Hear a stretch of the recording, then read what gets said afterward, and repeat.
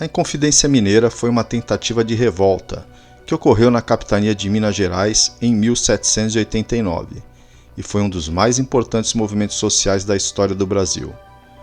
Movimento esse que expressou o desejo da independência dos colonos em relação à metrópole portuguesa e que tinha como um dos seus objetivos abolir dívidas junto à Fazenda Real.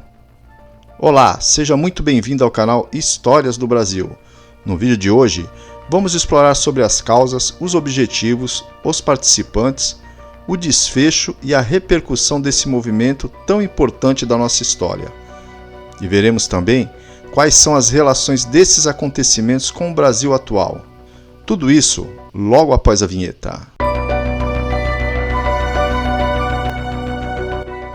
As causas da Inconfidência Mineira foram de ordem econômica, política e cultural.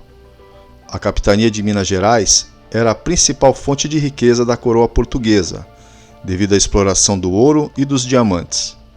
No entanto, no final do século XVIII, a produção de ouro entrou em declínio, o que levou Portugal a aumentar a cobrança de impostos, como o quinto, que seria 20% de todo o ouro extraído, e a derrama, que era a cobrança anual de 100 arrobas de ouro por capitania. Além disso, Portugal proibiu o desenvolvimento de atividades manufatureiras e comerciais da colônia, para garantir o monopólio metropolitano. Essas medidas geraram insatisfação e revolta entre os colonos, que se sentiam explorados e oprimidos pela metrópole. A atividade manufatureira, para quem não sabe, é a atividade que se dedica à transformação da matéria-prima ou de produtos semi-transformados em mercadorias, que são prontas para serem comercializadas. Os objetivos da Inconfidência Mineira eram de romper com o domínio português e proclamar uma república independente, inspirada no modelo dos Estados Unidos, que havia se libertado da Inglaterra em 1776. Os Inconfidentes também tinham como propostas criar uma universidade, acabar com o monopólio comercial português, instituir o serviço militar obrigatório e adotar uma bandeira com a frase Libertas quae sera tamen. Frase essa escrita em latim, que traduzido significa liberdade ainda que tardia. Os participantes da Inconfidência Mineira eram membros da elite socioeconômica de Minas Gerais, como poetas, cônegos, engenheiros, médicos, militares e comerciantes.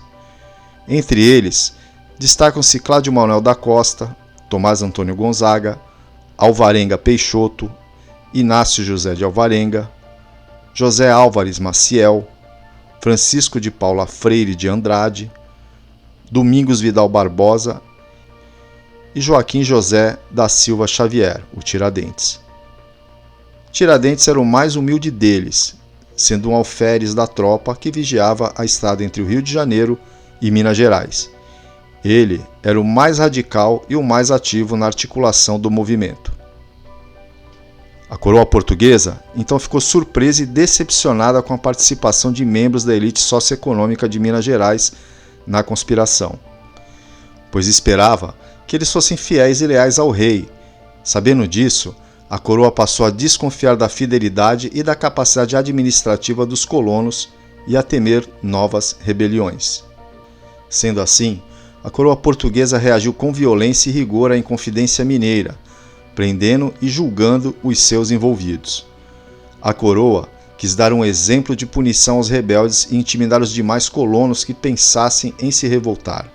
Desta forma, a Inconfidência Mineira teve um desfecho trágico para os envolvidos, sendo que o movimento foi descoberto antes mesmo de ser iniciado por causa de uma delação de um dos conspiradores, que no caso foi Joaquim Silvério dos Reis, ele que denunciou o plano em troca do perdão de suas dívidas com a coroa portuguesa. Por conta da delação, os líderes da conspiração foram presos e julgados pela coroa, sendo Tiradentes o único condenado à morte por enforcamento em 21 de abril de 1792 no Rio de Janeiro. Tiradentes teve seu corpo esquartejado e suas partes foram expostas em diferentes locais, como forma de intimidação. Já os outros inconfidentes, como Tomás Antônio Gonzaga, Cláudio Manuel da Costa, Inácio José de Alvarenga Peixoto e José Álvares Maciel, foram condenados à prisão perpétua pela coroa portuguesa e deportados para a África em condições muito precárias. Eles nunca mais voltaram ao Brasil, nem viram suas famílias novamente, sendo que uns morreram de doenças e outros de velhice. Foi um destino trágico para aqueles que sonhavam com a liberdade de seu país. Alguns outros também foram condenados a prisões temporárias e ao degredo, que seria uma punição que os obrigava a deixar o país. Essa punição seria similar ao exílio nos dias atuais.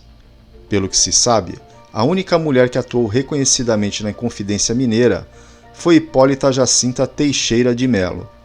Ela, que era uma aristocrata culta e rica, apoiava o movimento liderado pelo seu marido Francisco Antônio de Oliveira Lopes e por Tiradentes. Hipólita colaborou para a comunicação entre os inconfidentes, distribuindo cartas e comunicados, e financiou algumas das ações do movimento.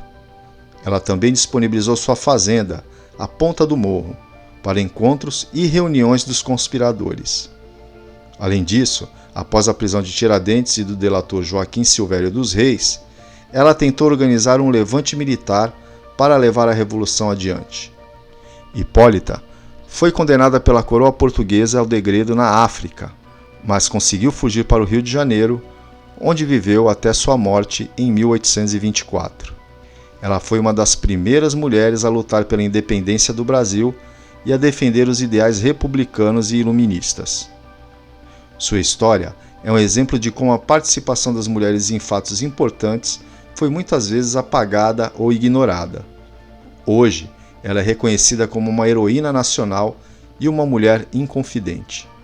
Outra importante participação neste episódio foram dos escravos, que atuaram tanto como agentes econômicos quanto como sujeitos políticos. Por um lado, eles eram responsáveis pela extração do ouro e do diamante, que gerava a riqueza da região e atraía a cobiça da coroa portuguesa. E por outro lado, eles também participavam das conspirações contra o domínio colonial, buscando a liberdade e a igualdade. A escravidão provocou divisões entre os participantes da Inconfidência Mineira. Por isso, a sua inclusão nas reivindicações provocou grandes discussões. Alguns inconfidentes, como Cláudio Manuel da Costa e Tomás Antônio Gonzaga, defendiam a manutenção do trabalho escravo, pois temiam a reação dos negros e a perda de seus privilégios. Outros, como Tiradentes e Alvarenga Peixoto, propunham a abolição da escravidão, pois consideravam-na incompatível com o sistema republicano. Os escravos, por sua vez, não ficaram passivos diante da situação. Eles se organizaram em quilombos, como o de Ambrósio, que chegou a ter cerca de 10 mil habitantes. Eles também se infiltraram nas reuniões dos inconfidentes e se comunicavam por meio de códigos e símbolos. Alguns deles, como Silvério dos Reis, delataram o movimento às autoridades, em troca de alforria ou perdão de dívidas. Outros, como Francisco José da Silva, o Chico Rei, foram presos e torturados por sua participação na conjuração. Assim, os escravos foram protagonistas na história da Inconfidência Mineira, demonstrando sua resistência e sua luta por uma sociedade mais justa e democrática. Apesar de fracassada, a repercussão da Inconfidência Mineira foi significativa para a história do Brasil, pois foi o primeiro movimento de caráter republicano e nacionalista na colônia. A Inconfidência Mineira expressou o descontentamento dos colonos com a exploração portuguesa e inspirou outros movimentos emancipacionistas, como a Inconfidência Baiana e a Conjuração Carioca. Tiradentes foi considerado um herói nacional e um mártir da independência do Brasil, tendo seu dia de morte, 21 de abril, como feriado nacional. Depois da Inconfidência Mineira, os portugueses intensificaram seu controle sobre o Brasil, aumentando a repressão e o controle fiscal para prevenir futuras rebeliões. A coroa também criou a Intendência das Minas, um órgão encarregado de fiscalizar a produção e a cobrança de impostos sobre o ouro e os diamantes. A relação da Inconfidência Mineira com os dias atuais no Brasil pode ser analisada sob diferentes perspectivas. Por um lado, podemos destacar a importância de valorizar a memória histórica e a identidade cultural dos brasileiros, que foram forjados pela resistência e pela diversidade. A Inconfidência Mineira representa um dos primeiros momentos em que os brasileiros se reconheceram como um povo com interesses e aspirações próprias, que não se conformavam com a situação de subordinação e dependência. Nesse sentido, a Inconfidência pode servir de inspiração para a busca de uma maior autonomia e soberania nacional, bem como para o fortalecimento da democracia e da cidadania. Por outro lado, podemos também refletir sobre os limites e as contradições da Inconfidência Mineira, que foi um movimento elitista, que não contemplava a participação e a emancipação dos setores populares, como os escravos, os indígenas, os mestiços e as mulheres.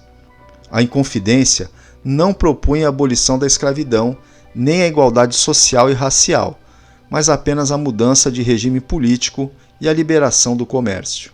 Assim, a Inconfidência Mineira pode servir de crítica para a persistência de desigualdades e injustiças sociais no Brasil atual, bem como para a necessidade de ampliar a inclusão e a diversidade na sociedade brasileira.